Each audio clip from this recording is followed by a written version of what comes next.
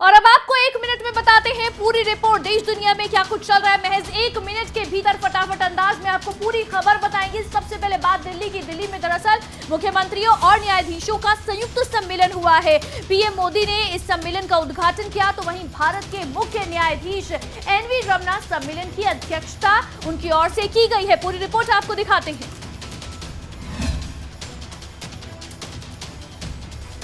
दिल्ली के विज्ञान भवन में मुख्यमंत्रियों और मुख्य न्यायाधीशों का संयुक्त सम्मेलन जारी है।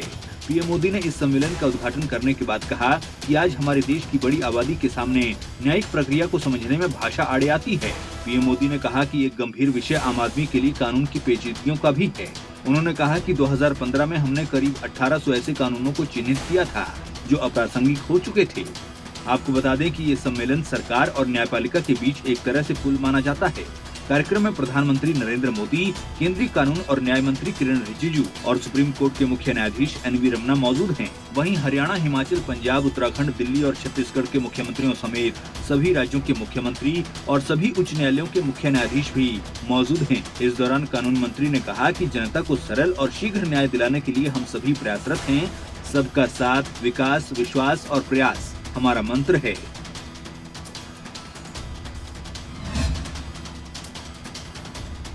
तो मुख्यमंत्री और मुख्य न्यायाधीशों का ये सम्मेलन दिल्ली में हुआ है। इसमें कैसे न्यायपालिका और सरकार के बीच तालमेल बने, इसे लेकर चर्चा की गई है। लेकिन अब बात करेंगे पंजाब के पटियाला की, जहां पर पटियाला में हिंसा के बाद अब पंजाब सरकार अलर्ट मोड पर है। मुख्यमंत्री भगवंत मान ने डीजीपी समेत बड़े अधिकारियों के साथ बैठक की है और घटना की तुरंत जांच के आदेश दिए गए हैं।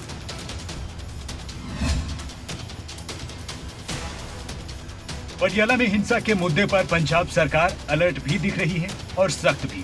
मुख्यमंत्री भगवंत मान ने डीजीपी समेत बड़े अधिकारियों के साथ मीटिंग की है। उन्होंने पूरी घटना के जांच के आदेश दिए हैं। मुख्यमंत्री भगवंत मान ने साफ कहा है, एक भी दोषी को बख्शा नहीं जाएगा। उन्होंने कहा है कि पंजाब विरोधी ताकतों पर लगाम लगाना जरूरी है। मुख्यमंत्री ने ट्वीट कर कहा कि किसी भी कीमत पर पंजाब की शांति भंग नहीं होने देंगे। सरकार ने मामले में तुरंत कार्रवाई करते हुए आईजी, एसएसपी और एसपी को तुरंत प्रभाव से तबादला कर दिया है। मुखविंदर सिंह चीना पटियाला के नए आईजी नियुक्त किए गए हैं। दीपक पारेख को पटियाला का नया एसएसपी बनाया गया है। वजीर सिंह को पटियाला के नए एसपी के रूप में नियुक्ति मिली है। इसके साथ ही सरकार ने पटियाला में शाम 6 बजे तक मोबाइल इंटरनेट सेवा बंद की है। मामले में शिवसेना नेता हरीश सिंगला को गिरफ्तार किया है। पटियाला के काली देवी मंदिर के पास शुक्रवार के दिन झड़प हुई थी। झड़प के विरोध में पटियाला में हिंदू संगठनों ने बंद का ऐलान किया है। तो पटियाला से बीते दिनी हैरान और परेशान करने वाली तस्वीरें सामने आई थी। पटियाला में लॉ एंड ऑर्डर की स्थिति बिगड़ती हुई नजर आई थी, लेकिन इसी के बाद अब पंजाब सरकार एक्शन मोड में आ गई है और साथ ही आरोपियों को किसी भी सूरत में ना बख्शने की बात कही जा रही है। लेकिन अब खबर रोहतक से है, जहां पर रोहतक में आबकारी विभाग ने एक होटल पर रेड मारी है। आरोप है कि होटल में बिना मंजूरी के शराब परोसी जा रही थी। पूरी रिपोर्ट आपको दिखाते हैं।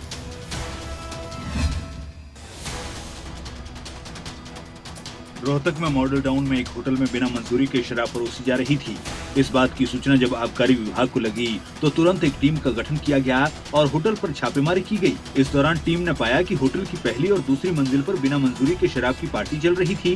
विभाग के छापे को देखकर पार्टी कर रहे लड़के लड़कियों में हड़कंप मच गया और मीडिया को देखकर लड़के लड़कियां मुंह छिपाते नजर आए। आबकारी विभाग के इंस्पेक्टर सुरेश कुमार ने बताया कि उन्हें सूचना मिली थी कि होटल में गैर कानूनी तरीके से शराब पिलाई जा रही है और इस बारे में विभाग से मंजूरी नहीं ली गई है। बहरहाल पुलिस का कहना है कि अभी इस संबंध में कोई केस दर्ज नहीं किया गया है। अगर होटल संचालक एक्साइज ड्यूटी देता है तो मुकदमा दर्ज नहीं होगा और अगर एक्साइज ड्यूटी नहीं देता है तो पुलिस में शिकायत की जाएगी। नहीं, अभी इसमें FIR दर्ज, यदि जुर्माना भरने को तैयार है, अभी स्टेटमेंट दिए हैं, जुर्माना भरने को तैयार है, वो हमारे पुलिस होते हैं, उन्होंने। तो होटल की ओर से आबकारी विभाग को यहां चूना लगाया जा रहा था। जब इसकी सूचना आबकारी विभाग को मिली तो आबकारी विभाग की ओर से छापा मारा गया, जहां पर पता चला कि होटल में बिना मंजूरी के, बिना लाइसेंस के शराब को परोसा जा रहा था, जिसके बाद अब एक्शन की बात कही जा रही है। लेकिन इसी बीच अब छात्रों के लिए एक अच्छी खबर हम बता दें। 5 मई को दरअसल हरियाणा के लाखों बच्चों को टैबलेट्स वितरित किए जाएंगे। इनमें से कुरुक्षेत्र के लगभग 1930 विद्यार्थियों को भी टैबलेट दिए जाएंगे, जिसमें 10वीं और 12वीं के छात्र शामिल हैं। कुरुक्षेत्र में सरकारी स्कूली बच्चों को हाईटेक करने के उद्देश्य से 1930 राजकीय स्कूलों के विद्यार्थियों को 5 मई को टैबलेट वितरित किए जाएंगे ताकि वो अपनी पढ़ाई ऑनलाइन भी कर सके। इन टैबलेट में विशेष सॉफ्टवेयर होने के साथ साथ नेट की भी सुविधा होगी। अहम पहलू ये है कि प्रदेश भर में 5 लाख विद्यार्थियों को टैबलेट दिया जाएगा। इनमें से कुरुक्षेत्र के लगभग 1930 विद्यार्थियों को टैबलेट दिए जाएंगे। जिला शिक्षा अधिकारी ने बताया कि कुरुक्षेत्र के संस्कृत मॉडल स्कूल में थानेसर ब्लॉक का कार्यक्रम होगा। उन्होंने कहा कि इस कार्यक्रम में राजकीय गर्ल्स सीनियर सेकेंडरी स्कूल की लगभग 632 छात्राओं को टैबलेट वितरित किए जाएंगे। हमारे शाहबाद में government senior secondary school Shahabad और बबैन में government senior secondary school Mangoli Jatan तथा पेहवा में government girls senior secondary school Pehowa. इसके अलावा Ladwa boy senior secondary school में 408, GSSS शाहबाद में 411, GS गर्ल्स स्कूल पिहोवा में 211, राजकीय स्कूल मंगोली जाटान बावेन में 268 टैबलेट वितरित किए जाएंगे। राजीव अरोड़ा, कुरुक्षेत्र, खबरें अभी तक।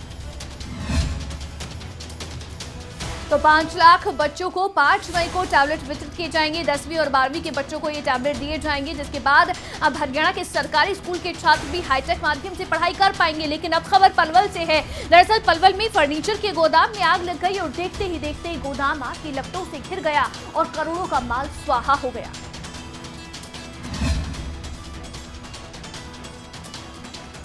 पलवल के होटल के पुराना जीटी रोड पर पुनहाना चौक के निकट एक लकड़ी के फर्नीचर के गोदाम में आग लग गई। देखते ही देखते आग लपटों में तब्दील हो गई। आसपास के दुकानदारों ने आग की सूचना पुलिस और दमकल विभाग को दी। दमकल कर्मियों ने आग पर काबू पाने का काफी प्रयास किया, लेकिन आग पर काबू नहीं पाया जा सका। प्रशासन ने हथीन, पलवल और फरीदाबाद से 7 गाड़ियां आग पर काबू पाने के लिए बुलाई। गोदाम में आग लगने की वजह से करोड़ों रुपए का नुकसान हुआ है। मौके पर उपमंडल अधिकारी वकील अहमद, नायब तहसीलदार प्रेम प्रकाश और होटल थाना पुलिस भी मौके पर मौजूद रहे। भाई नुकसान का तो ये है कि कम से कम 3-4 करोड़ रुपए का नुकसान है। और जो आग की पोजीशन है, क्योंकि ये जो लकड़ी है वो खुद ही आँच को जल्दी पकड़ती है और इसको 4 घंटे 5 घंटे हो चुके हैं और फायर ब्रिगेड महकमे वालों ने पूरी मेहनत करी है। उसके बावजूद भी आग पर अभी कोई काबू नहीं पाया गया है। 5 घंटे बीत जाने के बाद? हाँ, 5 घंटे बीत जाने के बाद भी। तो फर्नीचर के गोदाम में ये आग लगी, जिसके बाद देखते ही देखते करोड़ों का माल स्वाहा हो गया है। दमकल विभाग को भी कड़ी मशक्कत के बाद आग पर काबू पाने में सफलता मिली है। लेकिन अब खबर आपको बता दें कि दरअसल काबुल में धमाकों की आवाज गूंजी है। एक बार फिर से काबुल धमाके की आवाज से दहल उठा है। दरअसल अफगानिस्तान की राजधानी काबुल में भीषण धमाका हुआ है। रिपोर्ट आपको दिखाते हैं।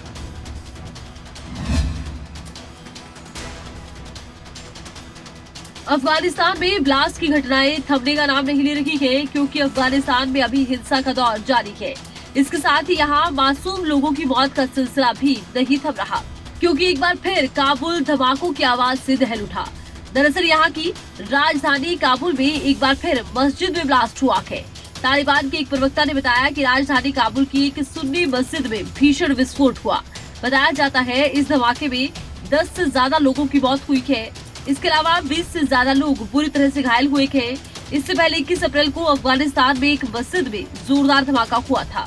इसमें 5 लोगों की मौत हो गई थी, 65 लोग घायल हुए थे और इस धमाके की आतंकी संगठन ISIS ने जिम्मेदारी ली थी। तो वही इस ब्लास्ट से पहले 19 अप्रैल को काबुल के पास ही एक स्कूल में धमाका हुआ था, जिसमें 6 लोगों की मौत हुई थी।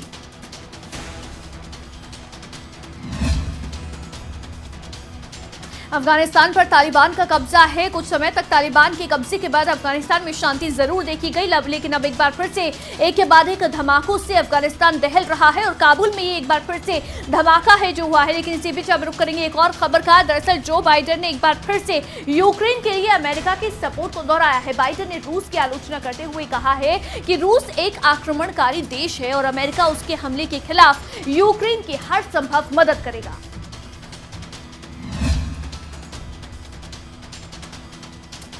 अमेरिकी राष्ट्रपति जो बाइडेन ने यूक्रेन के लिए अमेरिका के सपोर्ट को फिर दोहराया है। उन्होंने कहा, रूस के आक्रमण की कीमत यूक्रेन के लोग हर रोज अपनी जान देकर चुका रहे हैं। दुनिया को यूक्रेन की मदद के लिए आगे आना होगा। अमेरिका यूक्रेन की खुलकर मदद करेगा। यूक्रेन को हथियार देने के साथ साथ आर्थिक मोर्चे पर भी मदद करनी होगी। जो बाइडेन ने व्हाइट हाउस में मीडिया को संबोधित करते हुए कहा, मैंने पहले भी कहा है कि अमेरिका अपने सैनिकों को यूक्रेन में जंग लड़ने के लिए नहीं भेजेगी, लेकिन हम रूस के आक्रमण के खिलाफ यूक्रेन की हर संभव मदद करेंगे। बाइडेन ने आगे कहा, अमेरिका रूस के खिलाफ जंग नहीं छेड़ रहा है, बल्कि हम तो रूसी आक्रमण झेल रहे यूक्रेन की मदद कर रहे हैं। उन्होंने कहा यूएस नाटो देशों की सुरक्षा के लिए तत्पर है। रूस और बेलारूस से लगे नाटो देशों की सीमाओं पर अमेरिका और सैनिक भेजेगा। जो बाइडेन ने यूक्रेन में नजर आए भयावह दृश्यों का भी जिक्र किया। उन्होंने कहा रूस एक आक्रमणकारी देश है। हमने यूक्रेन में ऐसे कई सीन देखे हैं जो वॉर क्राइम की गवाही देते हैं।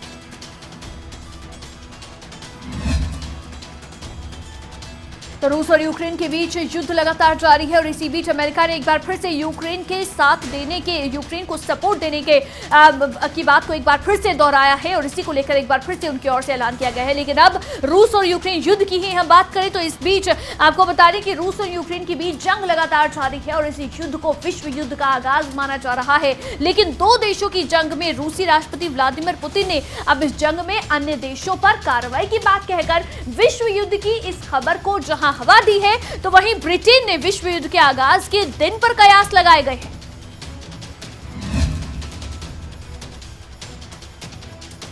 रूस और यूक्रेन के बीच जंग जारी है और इसी बीच रूसी राष्ट्रपति व्लादिमीर पुतिन ने एक बयान देकर सनसनी मचा दी। दरअसल व्लादिमीर पुतिन ने रूसी सांसदों को संबोधित करते हुए कहा कि ये जो युद्ध रूस और यूक्रेन के बीच चल रहा है, इसे केवल दो देशों का युद्ध नहीं कहा जा सकता, क्योंकि यूक्रेन को पहले इस युद्ध में धकेला गया और अब यूक्रेन को हथियारों की मदद दी जा रही है ताकि वो रूस के खिलाफ जंग को जारी रख सके। और रूस के टुकड़े टुकड़े करने का ये प्रयास अमेरिका और कुछ यूरोपीय देश कर रहे हैं। ब्रिटेन ने युद्ध के ऐलान को लेकर कहा कि अगर रशिया अन्य देशों पर कार्रवाई करता है तो ये विश्व युद्ध हो सकता है। ब्रिटेन की तरफ से दावा किया गया कि हो सकता है कि रूस में होने वाली 9 मई की विक्ट्री परेड के बाद रूसी राष्ट्रपति विश्व युद्ध तक का ऐलान न कर दे, क्योंकि एक साथ रूस कई देशों पर हमले का ऐलान कर सकता है।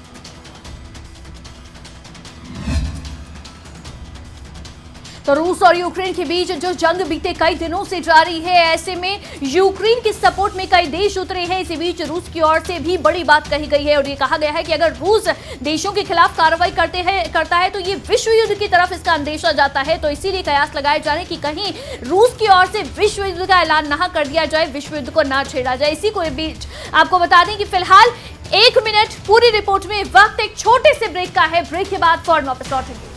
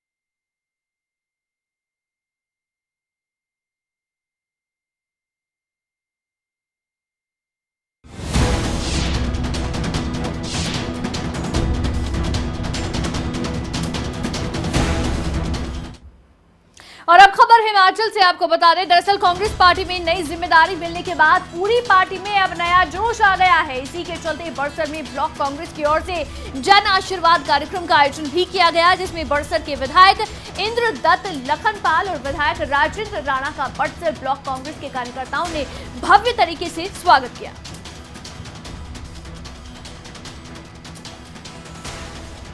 राजेंद्र राणा ने हिमाचल कांग्रेस के कार्यकारी अध्यक्ष के तौर पर जिम्मेदारी मिलने पर हाईकमान का आभार जताया है। राजेंद्र राणा ने कहा कि ऊना से हमीरपुर तक जगह जगह पर उनका स्वागत किया गया है। उन्होंने कहा कि हिमाचल की जनता प्रदेश की सरकार की कारगुजारी से नाराज है और लोग महंगाई से तंग आकर परिवर्तन करने के लिए तैयार हैं। राजेंद्र राणा ने कहा कि जनता प्रदेश सरकार के खिलाफ अपना गुबार निकालने के लिए तैयार बैठी है। क्योंकि इतनी गर्मी होने के बावजूद भी लोग घंटों तक सड़कों में आकर कांग्रेस का इंतजार कर रहे हैं। उन्होंने कहा कि बीजेपी में कई तरह के गुट बने हुए हैं और जल्द ही बीजेपी का सुपड़ा साफ हो जाएगा। जगह जगह लोग स्वागत कर रहे हैं, रोड शो हो रहे हैं और ये इस और संकेत जा रहा है कि जितनी पब्लिक जो है बाहर आके निकल रही है कि हिमाचल में बदलाव की लहर चल पड़ी है। भारतीय जनता पार्टी के सुपड़ा साफ होने वाला है और फिर से हिमाचल प्रदेश में कांग्रेस की सरकार लोग स्थापित करना चाहते हैं ताकि फिर से हिमाचल प्रदेश के लोगों को जो है न्याय मिले, उनके काम हो। तो हिमाचल में नई जिम्मेदारियां दी गई हैं। कांग्रेस में अब जिम्मेदारियों में परिवर्तन हुआ है तो उसके बाद नया जोश भी कार्यकर्ताओं में, नेताओं में नजर आ रहा है। इसी बीच अब खबर कुल्लू से है। दरअसल कुल्लू में जहां नशा तस्करों पर कुल्लू पुलिस की कार्रवाई लगातार जारी है, तो वहीं अदालत में पूरे हो चुके नशे के मामले में जब्त किए गए मादक पदार्थों को भी अब नष्ट किया जा रहा है। और इसी कड़ी में कुल्लू पुलिस की टीम ने 16 करोड़ रुपए की चरस को जलाकर नष्ट कर दिया। जिला कुल्लू के जरड़भुट्टी में पुलिस टीम ने शुक्रवार को 16 करोड़ रुपए की 160 किलोग्राम चरस जलाकर नष्ट की। इसके अलावा 120 चरस और 80 अफीम के पौधों को भी आग के हवाले किया। कुल्लू पुलिस ने जिले के विभिन्न थानों में दर्ज 43 मामलों में ये चरस बरामद की थी। इस दौरान पुलिस महानिदेशक संजय कुंडू ने कहा कि पुलिस की ओर से जलाई गई भांग उच्च गुणवत्ता की थी और इसकी अंतर्राष्ट्रीय बाजार में 10 लाख रुपए प्रति किलो कीमत थी। उन्होंने कहा कि जिला कुल्लू में चरस की खेती और प्राकृतिक रूप से उगने वाली चरस भविष्य के लिए अति संवेदनशील है। 43 FIRs जो डिसाइडेड थे उसमें 160 किलो 50 ग्राम कैनेबिस, 120 कैनेबिस प्लांट्स और 80 ओपीएम प्लांट्स, ये आज आपके सामने हमने बॉयलर में, हाई टेम्परेचर बॉयलर में डिस्ट्रॉय किए। डीजीपी संजय कुंडू ने कहा कि चरस की खेती और नशे की तस्करी को खत्म करने के लिए पुलिस सतर्क है। उन्होंने कहा कि नशे को प्रदेश से खत्म करने के लिए पुलिस की टीम लगातार काम कर रही है। तो नशा तस्करों के खिलाफ पुलिस का एक्शन लगातार जारी है और इसी कार्रवाई में पुलिस की ओर से 43 मामलों में 160 किलो चरस बरामद की गई, जिसकी कीमत जो है वो करोड़ों में बताई जा रही है। उसी चरस को अब नष्ट किया गया है। खबर अब देहरादून से है। दरअसल देहरादून में मुख्यमंत्री पुष्कर सिंह धामी से केंद्रीय वन, पर्यावरण एवं जलवायु परिवर्तन मंत्री भूपेंद्र यादव ने मुलाकात की। इस दौरान मुख्यमंत्री ने केंद्रीय मंत्री से संबंधित विभागों के मुद्दों पर चर्चा भी की। केंद्रीय वन मंत्री भूपेंद्र यादव का उत्तराखंड दौरा था। इस दौरान केंद्रीय मंत्री ने देहरादून में मुख्यमंत्री धामी से मुलाकात की। मुलाकात के दौरान मुख्यमंत्री ने केंद्रीय मंत्री से राज्य के विभिन्न मुद्दों पर चर्चा की। मुख्यमंत्री ने केंद्रीय मंत्री को वन विभाग के एनओसी और क्लीयरेंस से संबंधित केंद्रीय स्तर पर लंबित मामलों से अवगत करवाया, जिस पर केंद्रीय मंत्री भूपेंद्र यादव ने कहा कि केंद्र स्तर पर लंबित वन विभाग के सभी मामलों का शीघ्र समाधान किया जाएगा। मीटिंग के दौरान दोनों नेताओं में वनाग्नि जैसी घटनाओं को रोकने पर भी चर्चा हुई। भूपेंद्र यादव जी से उनसे अनुरोध किया है कि हमारे यहाँ के जो भी वन विभाग से रुके हुए काम हैं, भारत सरकार के स्तर पर जो हमको एनओसी मिलनी है, जिनमें क्लियरेंस होना है, उन सभी पर वो क्लियरेंस करवा दें। वहीं केंद्रीय मंत्री भूपेंद्र यादव ने उत्तराखंड के बारे में कहा कि देवभूमि उत्तराखंड आस्था के प्रमुख केंद्र के साथ ही वन और पर्यावरण की दृष्टि से भी महत्वपूर्ण राज्य है। उन्होंने कहा कि उत्तराखंड भ्रमण के दौरान FRI में वन एवं पर्यावरण से संबंधित विभिन्न मामलों में अधिकारियों के साथ बैठक की गई है। तो केंद्रीय मंत्री से मुख्यमंत्री की मुलाकात हुई। इस दौरान कई मुद्दों के ऊपर चर्चा यहां पर की गई है केंद्रीय मंत्री के साथ में। लेकिन इसी बीच अब आपको बता दें कि दरअसल शुक्रवार को कैबिनेट मंत्री सतपाल महाराज ने लोक निर्माण विभाग की समीक्षा बैठक ली और जिसमें उन्होंने विभागीय अधिकारियों को आगामी मानसून सीजन के लिए तैयार रहने के सख्त निर्देश दिए हैं। पूरी रिपोर्ट दिखाते हैं आपको 1 मिनट में। उत्तराखंड सरकार के वरिष्ठ मंत्री सतपाल महाराज लगातार अपने तमाम विभागों के अधिकारियों की पेंच कस रहे हैं।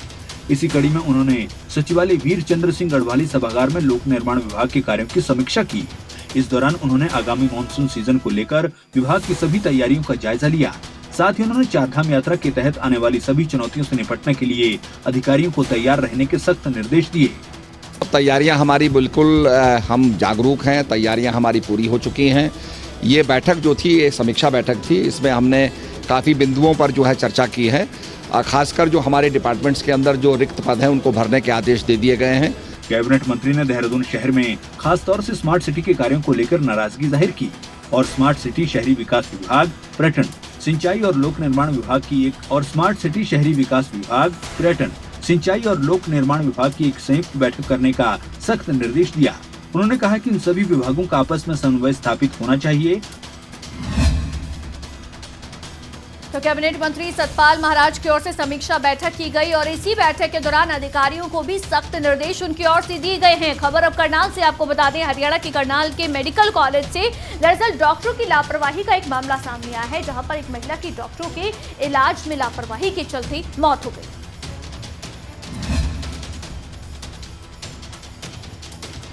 करनाल के दर्द गांव की एक महिला की डॉक्टर की लापरवाही के चलते मौत हो गई। परिजनों का कहना है कि मृतका को हल्का बुखार था, जिसके चलते उसे करनाल के एक मेडिकल कॉलेज में दाखिल करवाया गया, जहां पर डॉक्टरों ने चेकअप करने के बाद महिला की तबीयत को बिल्कुल ठीक बताया और 2 घंटे में छुट्टी देने की बात कही। लेकिन कुछ ही देर में महिला की अचानक से मौत हो गई। वहीं महिला की मौत के बाद डॉक्टर भी मौके से फरार हो गया। वहीं मामले की सूचना पाकर स्थानीय पुलिस मौके पर पहुंची और मृतका के परिजनों से मुलाकात की। वहीं पुलिस निरीक्षक ने बताया कि परिजनों की शिकायत के बाद पोस्टमार्टम के लिए शव भेजा जाएगा और आगे की कार्रवाई की जाएगी। संज्ञान में आया था कि एक रीना है और वो रहने वाले दर्द के हैं और आज इलाज करवाने के लिए सुबह आए थे, उनको बुखार था और आज शाम को उनकी डेथ हो गई है। तो जैसी कार्रवाई जैसी दरखास्त देंगे वैसे कार्रवाई। परिवार वाले लापरवाही का आरोप लगा रहे हैं। हाँ, ये लगा रहे हैं जी, मैंने एप्लीकेशन दी दिया, पोस्टमार्टम करवाएंगे। तो करनाल से ये लापरवाही का मामला सामने आया है, जिसके बाद मृतका के परिजनों की ओर से डॉक्टरों पर लापरवाही के आरोप लगाए गए हैं। फिलहाल इस मामले में जांच की बात पुलिस की ओर से भी कही जा रही है। खबर अब कैथल से आपको बता दें, दरअसल कैथल में बस अड्डा पुलिस चौकी का एक वीडियो लगातार वायरल हो रहा है। वीडियो में पुलिसकर्मी शराब के ड्राम छलकाते नजर आ रहे हैं। मामले में 2 पुलिसकर्मी सस्पेंड भी कर दिए गए हैं।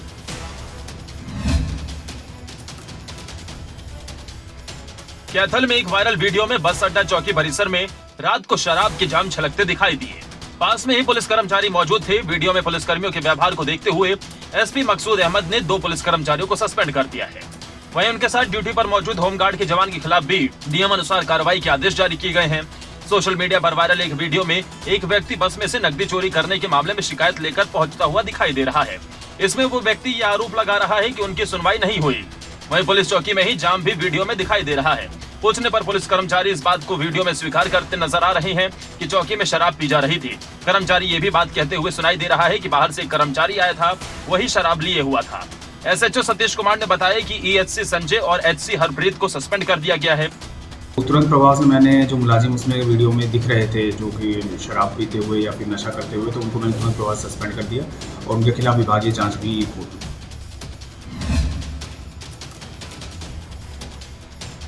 तो ये शराब के नशे में यहाँ पर पुलिसकर्मी जो है चौकी के अंदर शराब के जाम छलकाते हुए नजर आए हैं। ये मामला सामने आया है। लेकिन इसी बीच अब खबर आपको बता दें, जहाँ पर कहने को तो फरीदाबाद की सबसे बड़ी फल और सब्जी मंडी फरीदाबाद है, लेकिन मंडी के अंदर जाकर देखें तो चारों तरफ गंदगी का अंबार नजर आता है, जिससे मंडी के लोग परेशान हैं।